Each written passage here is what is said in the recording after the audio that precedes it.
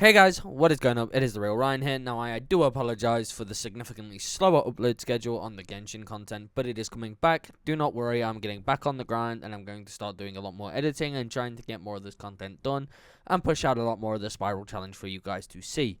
Now, I also haven't streamed in a while, so there hasn't been many updates. I've done a couple of things as the game's progressed, but just main things off camera. But essentially, this episode is going to be the third live stream I did in the challenge series against my brother to see who can clear Spiral Abyss first. Hope you enjoy the video, and I'll see you at the end. So, in the last episode, I essentially did a bunch of story, got a bunch of a higher AR level, and then in this live stream, I basically decided that I wanted to do a bunch more story, a bunch more exploration, and try and see if I could stand a bit of a better chance in Spiral Abyss.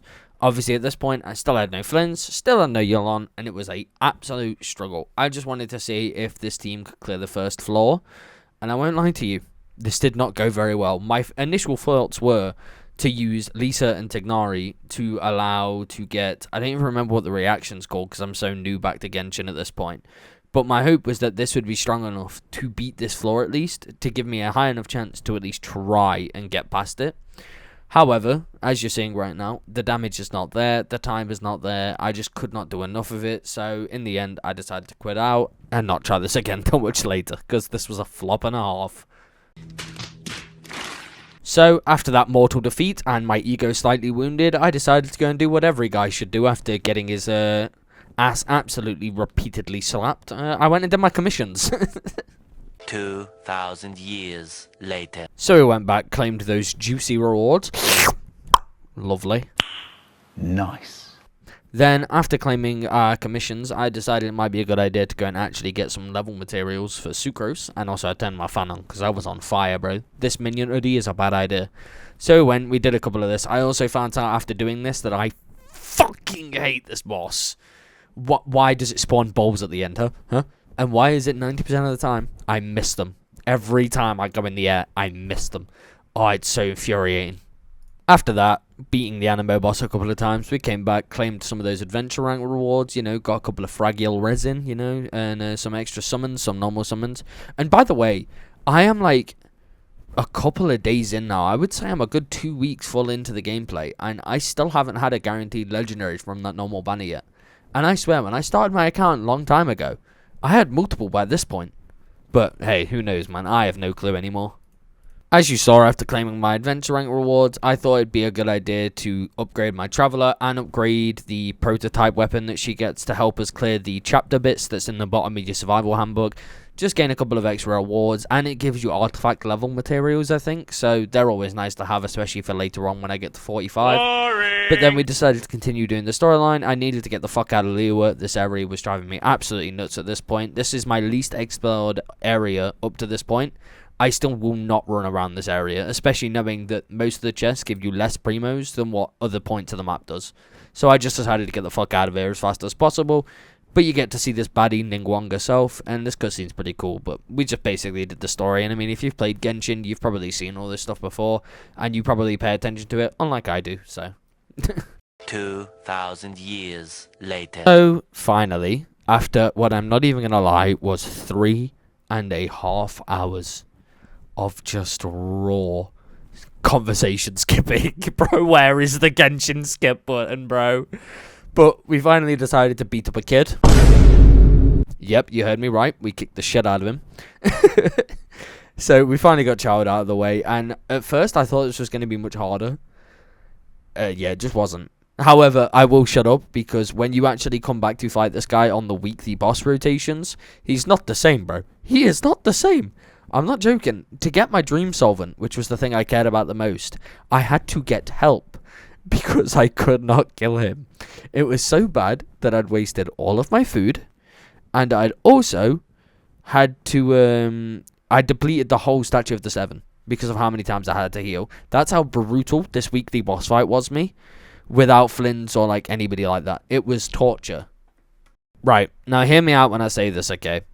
I get this is going to be an unpopular opinion. However, this quest, for me, after doing it for a third time now, This quest is just tedious. I don't care. It's so irritating.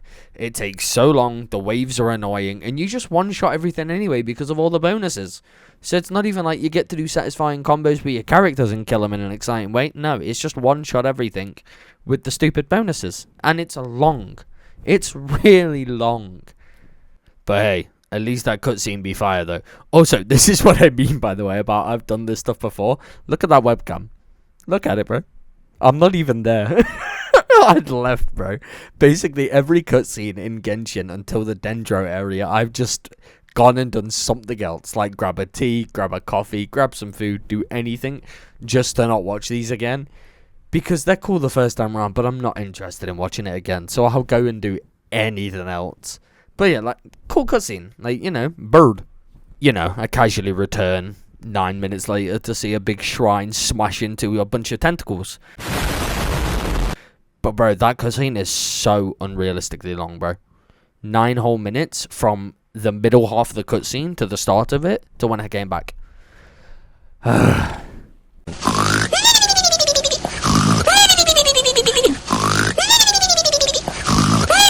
But I thought after doing all that torture with the story and getting all of that out of the way and finally being finished with Liyue, I thought it'd be a good idea to go and get some Ascension materials for Lisa because I still had no sub-beta Electro DPS that I could use. What?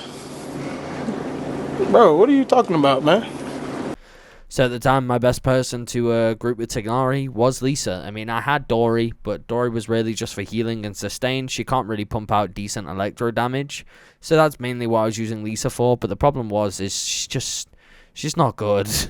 I mean, maybe she's better at 45 when you can get a decent artifact set on her and all this stuff. But my Lisa sucked. But as you can see, Tighnari was hitting, bro. Like, this guy was doing some decent damage against some stuff. But obviously, that does end quite quickly. My Tighnari quite literally is useless now.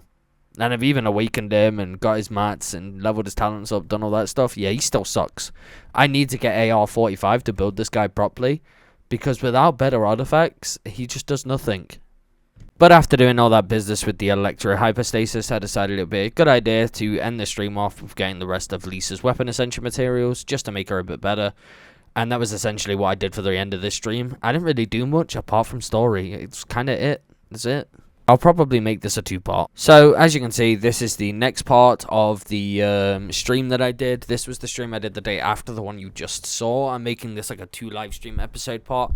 As you've just seen, we finally finished off the Liyue questline with Zhongli, and we've now got the AR requirement to have to hit 30 to continue doing the rest of the story. And Dylan was extremely late to this stream, so we ended up not getting much done. I think this was only like a 2-hour long stream where I was actually doing content and stuff. I think I spent less time doing story in this one and more time just focusing on my characters and also focusing on trying to get talents and Mora and stuff like that done. But I'll leave it to you and I'll let you see what we do in the end of this one. Also, that was a horrible description. My bad. I'm so sorry. I promise, like, and even it's been a weird these past few months and knowing out. What? So one of the first order of businesses, is that a word? Yeah, whatever. The first thing we decided to do was beat up a dragon. So we came back, beat up the ball, and trying to get our weeklies done, get those dream solvents. Also make sure we get what they called, the awaken materials. Considering I was still using like Lisa and the Traveler and stuff like that, you need Dvalin to crown some of those talents. So we decided to do this and just keep some of the materials. I won't lie, I am so unbelievably weak that even Dvalin shits on me. I mean, I do beat him, but it is still a struggle. It's a nightmare, bro. So, after all the material gathering we'd done and all the awakening and ascending weapons and leveling up talents and stuff like this, I was running low on Mora. I was also running out on books. So, I essentially spent my entire day resin on ley lines, just getting Mora, just getting some books, just getting some stuff that's going to help later on down the line, considering, you know, resin comes and goes and there's not really a lot to use it on until 45 other than progression stuff like talents and books and stuff like that, which I was already doing every single day pretty much. This just happened to be one of the days where I didn't have any books to go and get because all the domains were on rotations. So I did a couple of resins and, you know, just grinding some extra stuff that I'll need later down the line. It's also great for AR, and I also do think this helped finish another chapter in the survival handbook, which I do still want to complete, so So I had actually figured out that there was a free teleport that you could take all the way to the Natlan area. Now I just wanted to unlock a statue of the 7 to have a place where I could fast travel to all the time and also see a bit more of the map. So I came here, did this, but I didn't stay for very long. I literally just got the statue of the 7 and then immediately left. Also, I got stuck into this thing, which, you know, thanks for that. This is exactly what I wanted. But, you know, this was a cool introduction to Natlan, I guess. I really enjoyed the quest. It was fun, and it had a unique mechanic with the little goop guy. I don't even know what you call him, but... Also, Rift Hounds are still one of my most hated enemies, bro. Why do they do bleed? Fuck off. So, I also knew that we were getting very close to Flynn's at this point. So on top of all of that, I finally decided it would be time to get the events out of the way to gain the extra materials for Flynn's, gain the Primo Gems that the events were giving out for the early access bonuses, and just get a bunch of the quests done to make my life easier and discover a bunch more Nodcry so that when I do actually have Flynn's and I unlock him properly, I can essentially run around and get everything I need without messing around with all this other stuff. It looks like I haven't gone yet, but I will be going in a minute. I'm just running around getting distracted, doing all that good stuff like every ADHD kid does when he walks into a candy shop. Shop. Yeah, that's the word. So, as you can see here, I have finally made it to Nodcry. However, I would just like to point out my extreme anger and disappointment in my brother at this point in the stream. Because, if you haven't realised or been watching the series so far, my brother has been spending his pennies to give him an extra advantage in the challenge. And the clip you're about to see is him once again rage baiting my ass. Well, not even rage baiting because it did happen. But just, man, pay to win bullshit. Don't know how I feel about calling it itchy powder. That sounds a bit booky. Oh, I just pulled a legendary. Nope, you did not. Oh my god!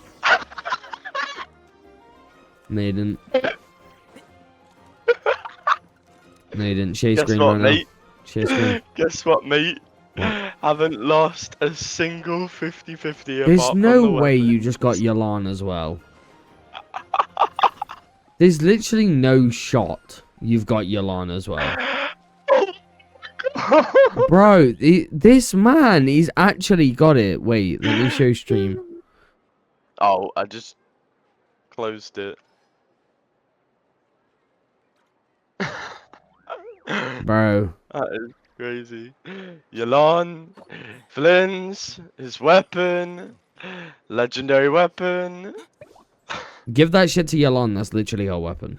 So there you have it. As you would have just seen, yes, this guy has managed to pull Flynn's, Yolan's weapon, Flynn's weapon. At this point in the challenge, I was feeling so unmotivated. Like, I had done early summons on Flynn's banner and managed to get a 5-star in the first 20 pulls, and that pull happened to be Chi-Chi, glazing my account again with her gracious presence. And Dylan had 2 legendaries and 2 legendary weapons. It was feeling hopeless at this point. But things do get better eventually, thank God. But at this point onwards, all I was doing was whinging, complaining, and being an absolute baby. But, you know, you had to press on, and we had to keep going. But as you can see, I'm adventuring 29 now, halfway to 30, so we can continue doing the rest of the Leowa storyline and cracking on with that. But Nodcry was fun to explore. I really enjoyed doing all of this. This zone's now one of my favourite. I think it is my favourite, behind Dragonspine and then Fontaine. But this place is really cool, and I did actually enjoy running around doing all this stuff. I also like the little mechanics they brought in with it as well. Now, I won't lie either. These mirror puzzles were fun as fuck. Like, I love these little things. Some of them really did my head in, but more than not, I actually did quite enjoy them.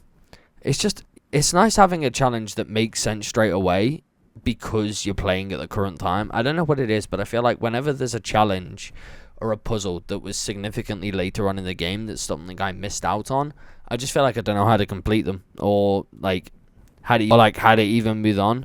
But as you would have seen just there, we did hit AR30, and that meant we were finally ready to move on with the last chapter of the Leowa quest, and we could finally get the hell out of there. Thank God. But essentially, I just ran around doing more of the Nodcry stuff, and then towards the end of the stream, I went back to Leowa. But just to end off this episode, as you would have just seen, we got to adventure rank 31, and I'd already gone back and done the Leowa stuff and made sure all of that was finished. I still am having a big blast with this challenge. The only problem is right now is trying to keep Dylan consistent and trying to make sure he's always on. But, you know, that's a challenge for another day. But the content will be coming more regularly. I'm finding the videos easier to make and also edit and do all that stuff. So just keep looking out for more of the Genshin series. It is still coming. The streams will be back eventually, so don't give up on me. They're coming slowly, but thank you guys very much for watching. I hope you enjoyed this episode. Make sure to leave a like, comment, and subscribe down below. Remember, guys, it's free and it helps me out so much, and I appreciate it so much. Also, remember to turn on that notification bell, and I will catch you guys in the next video I make, and I'll see you guys later. Adios!